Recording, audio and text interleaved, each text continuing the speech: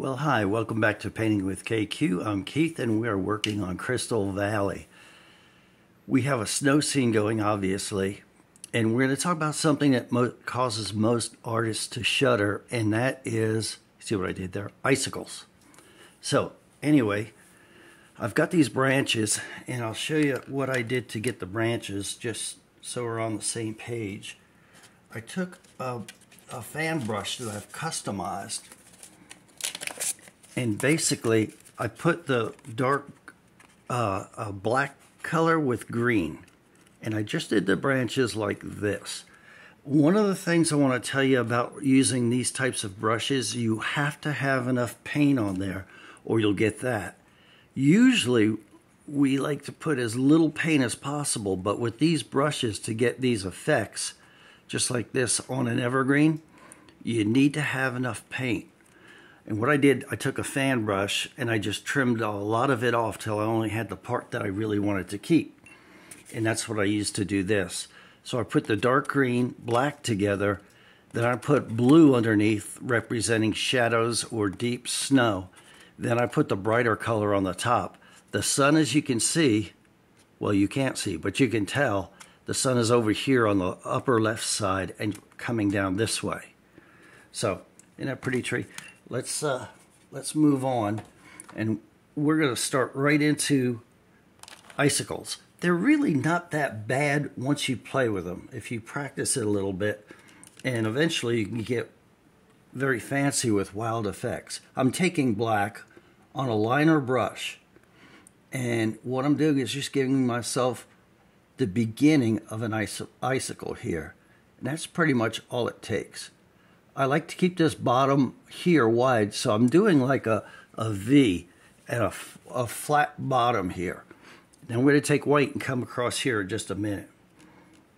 So, here we come over here.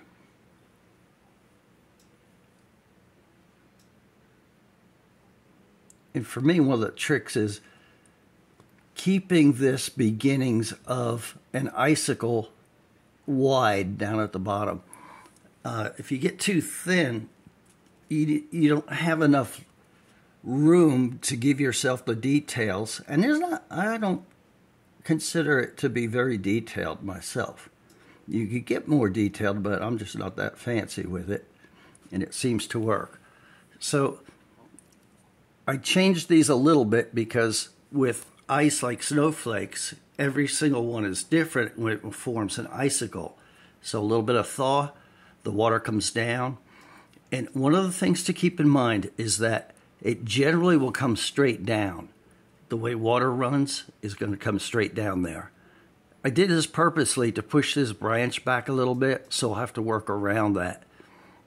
If I wanted to take the time to do it, I could have done this branch and the icicles on it all at one time, then do this one. But I just wanted to move along with this because I have other projects going on. So thank you for understanding. So I've got the black in there. Something interesting with this canvas, let me tell you, it had two indentations on it. And what I did, you can't even tell, but one was here and one was here. And they were pretty deep indentations. So I took this water bottle and I sprayed the front and the back with quite a bit of water. Then I took a hair dryer and dried both the front and the back, and I repeated that about 3 times. On the third time, this is unpainted now. When I first started, I sprayed all around the whole thing, and when you put water on and then dry it, what it will do for you is tighten up the canvas. So just a point for you to know that if you have so a lot of times around the wooden frame behind here, you'll get a little bit of an indentation. That it'll work for that, as well as little marks, indentations on the canvas itself. So that's a tip that sometime you will absolutely have to use that. All right, so I'm dipping in. I have a long liner brush. It's about a full inch, inch and a quarter, and I'm just dipping into some plain white. And you get a dab of water just to keep the paint flowing real well. And this is definitely not complicated. So what I'm doing is I'm pretty much figuring out where my icicle's going. Now the sun's coming from this side, so what I'm featuring is that I can put more white on this side. I'm trying to keep it kind of straight while I'm talking to you. This side's going to be brighter. And let's go on this side. I'll try not to run over that branch. I know you're watching. While I'm doing that, I'm going to put this side in a little bit. There. Now, the side, whatever your light source is over here, on that side, you probably want to be more consistent. If you have a little wiggle in it, that's good, because an icicle is not absolutely straight up and down. It has little variations in it like this. That's good. We want more variations on this side, and you'll see why in 1 minute and 24 seconds. So let's do this one.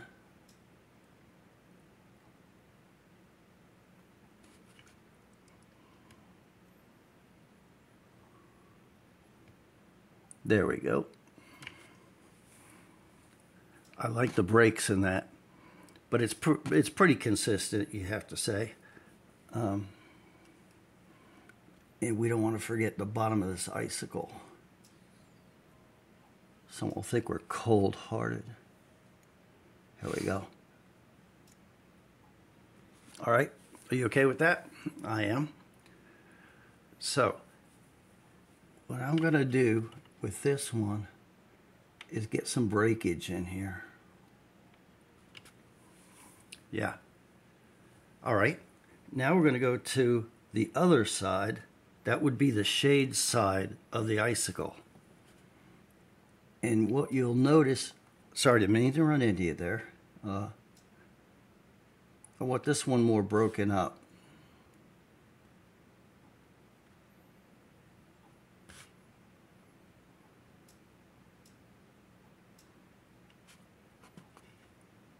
Smudge that out, but get a little bit better breakage at the bottom.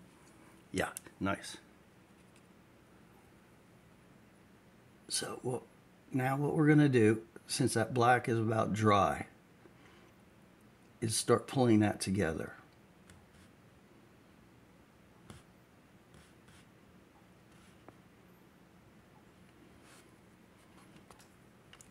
Trying to keep that straight. And you can see it coming together now, can't you? Yep. And if you want, if it's not exactly where you want it, you just go out on the outside of it. And you can see the light is starting to hit this side. If you join this together nicely with the white, it becomes one piece instead of being fractured. And I'm going to do the same thing here. Light's hitting on this side. This we want broken up.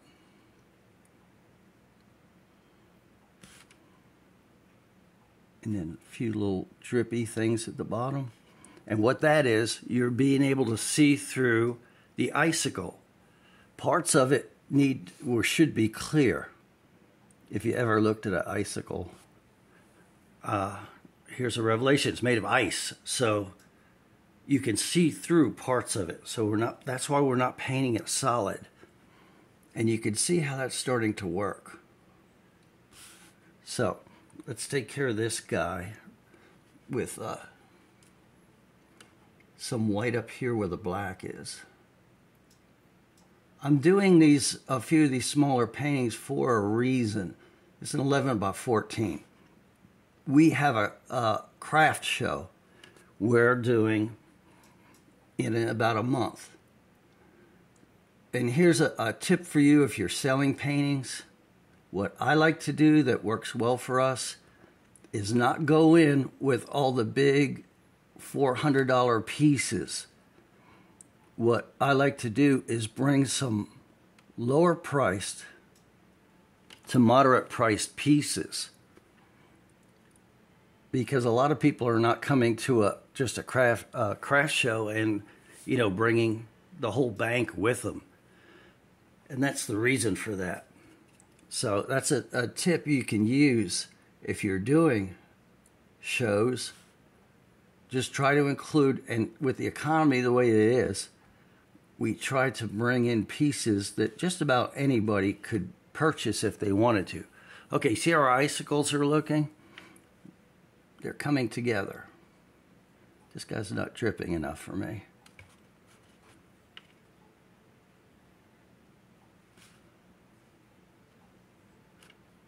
Okay, now what we can do is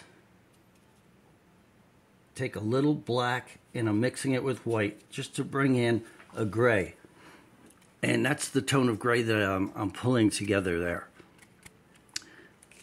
I am not using pure black.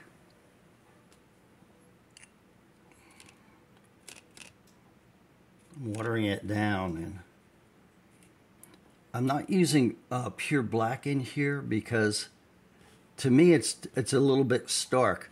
And what you're doing is this side is shadowed and you're maybe seeing something in the background that's shining through the icicle.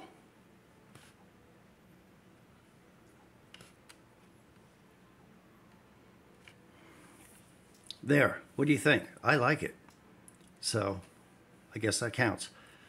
Anyway, don't be afraid of icicles. Don't give them that cold shoulder we're talking about. Especially in the winter scenes, this can really build your piece together. The negative space I'm going to leave there because this is kind of just leading you into the rest of the painting, I feel. And I like the negative space because it speaks about an expanse. So anyway, it's been great being with you here on Painting with KQ. Hit the like and subscribe to let you know when our next video is coming out. And as always, it's been fun. And I wish you an incredible day. I'll see you next time here at Painting with KQ. Bye now.